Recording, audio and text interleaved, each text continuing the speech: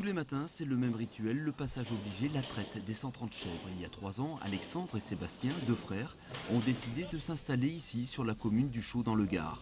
En poche, quelques économies, juste de quoi acheter 1 hectare de terrain et quelques bêtes. On part de rien, on a acheté juste le terrain, on a fait tout créer quoi. Donc c'était pas évident.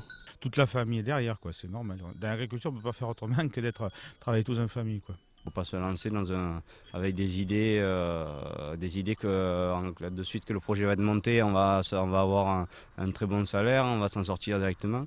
Voilà, il faut savoir faire la part des choses, c'est-à-dire que quand on monte son entreprise, après bon, je sais mieux, moi bon, je connais que le milieu agricole, mais je suppose que dans d'autres milieux comme les artisans ou tout, ça doit être un peu la même chose, quoi. C'est la première année où on se lance, le temps de faire sa clientèle, de se faire la main, c'est un peu obligé de galérer un petit peu. La tête sur les épaules avant de se lancer, Alexandre et Sébastien ont mûrement réfléchi leur affaire. Soutenus par les jeunes agriculteurs et les collectivités, quelques dossiers plus tard, ils récoltent aujourd'hui le fruit de leur travail. Pourtant, ils sont de moins en moins nombreux à tenter l'aventure. Sur 3 départs et cessation d'activité, il n'y a qu'une exploitation qui est reprise ou qui se crée.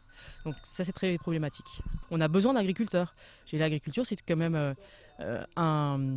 une activité économique qui est d'abord rentable dans la plupart des cas, qui crée beaucoup d'emplois induits et qui occupe le territoire. Et Dieu sait qu'aujourd'hui, on parle beaucoup de durable et de problèmes d'écologie.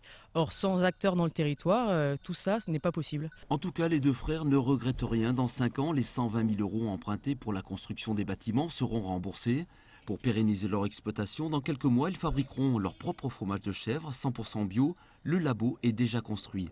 Début 2012, ils espèrent ouvrir une petite boutique pour faire de la vente en direct. Alexandre envisage même d'acheter 2 ou 3 vaches pour fabriquer et vendre des yaourts.